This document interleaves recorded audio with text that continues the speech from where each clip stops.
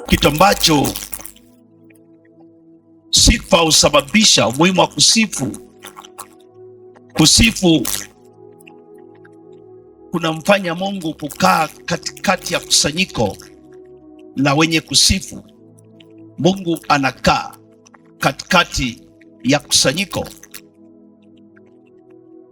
Maandiko yanasema wewe ni Mungu uketie katika sifa za Israeli. Ni Mungu mtakatifu na iketi juu ya sifa za Israeli.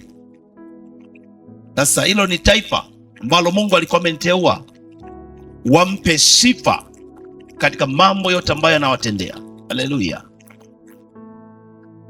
Kwa hiyo, kwa maana hiyo hiyo, wakati unapokuwa unamsifu Mungu, Mungu anakaa katikati ya maisha yako. Na kama ni kanisa, basi Mungu anakaa katikati ya kanisa. Anakuwepo. Mungu anapenda sifa, hasa kwa watoto wake. Anapenda sifa. Ukikosea ukatafuta sifa, Mungu hakuachi. Yaani kwa maana nyingine, ukipata sifa kwa watu wakakusifu, Mungu anakupindua.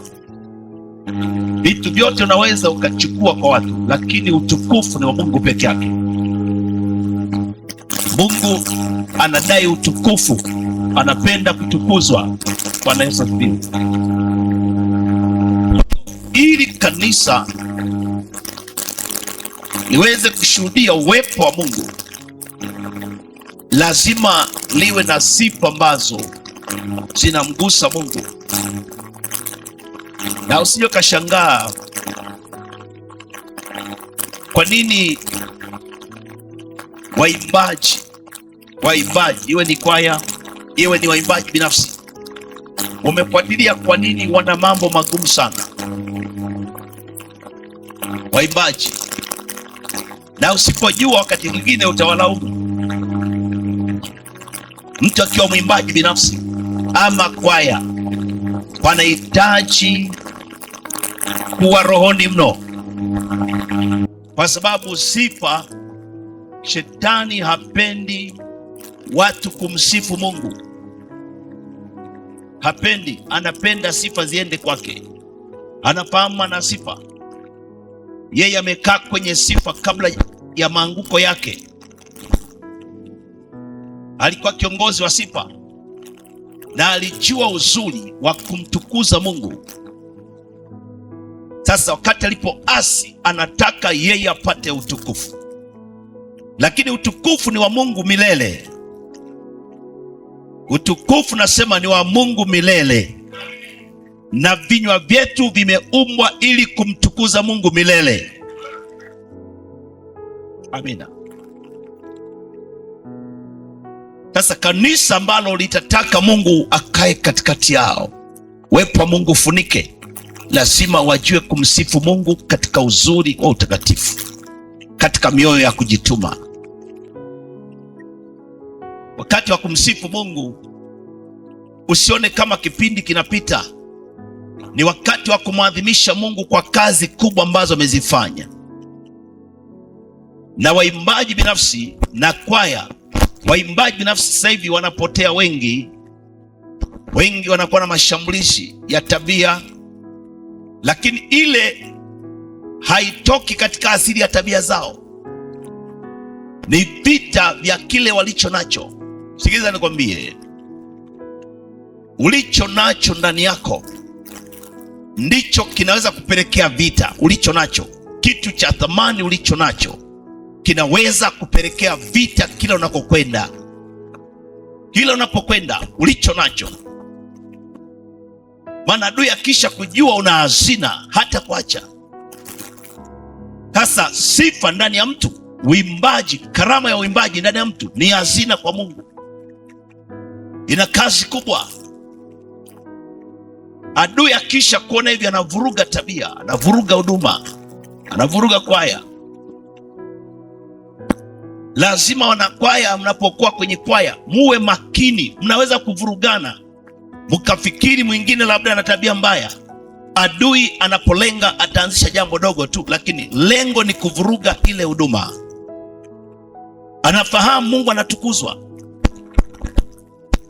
na kanisa likikosa sifa, watu wakiwa hawana sifa kanisani, kanisa halikui. Kanisa halikui. Kukua kwa kanisa kunategemea ule uwepo wa Mungu unaoletwa kwa njia ya sifa, sio tu mahubiri. Mahubiri ni fundisho kwa ajili ya ninyi, lakini sifa ni kumfanya Mungu kukaa katikati ya watu. Wakati wa kule nyuma sana, sasa hivi naona kama vile imani hiyo haipo. Mimi nilipokuwa kabla sija mchungaji, nikiwa kijana CJM, tulijifunza unapoenda kufanya huduma ya mgonjwa, kwenda kumwombea mgonjwa, kwanza mnaanza nyimbo za kuabudu. Mnaanza kuabudu. Nyimbo za kuabudu kule nyuma zilikuwa na ujumbe kabisa, kama vile huduma moja kwa moja. Mnaanza kumuinua Mungu.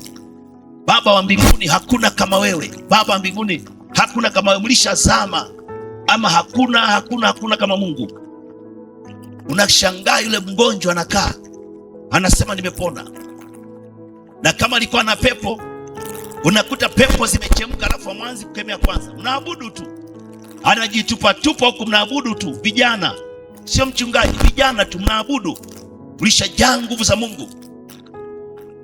Mnaabudu hata dakika 10, 15 mnaabudu. Mwisho ile kwenda kukemea mara moja alishafunguliwa. Kwa hiyo sifa zina nguvu sana katika maisha ya kanisa. Kumbuka, sifa ndio kitu pekee ambacho kitadumu umilele wetu. Hata tukiondoka katika maisha haya, tutaungana na malaika mbinguni kumsifu Mungu milele na milele na milele na milele. Amen. Kwa hiyo sifa ni kitu kikubwa, ni kitu kikubwa sana.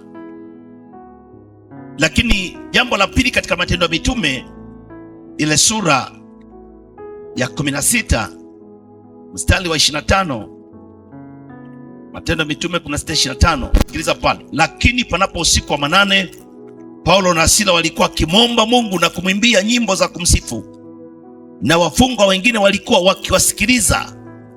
Ghafla pakawa tetemeko kuu la nchi, hata misingi ya gereza ikatikisika, na mara hiyo milango ikafunguka, vifungo vya wote vikalegezwa.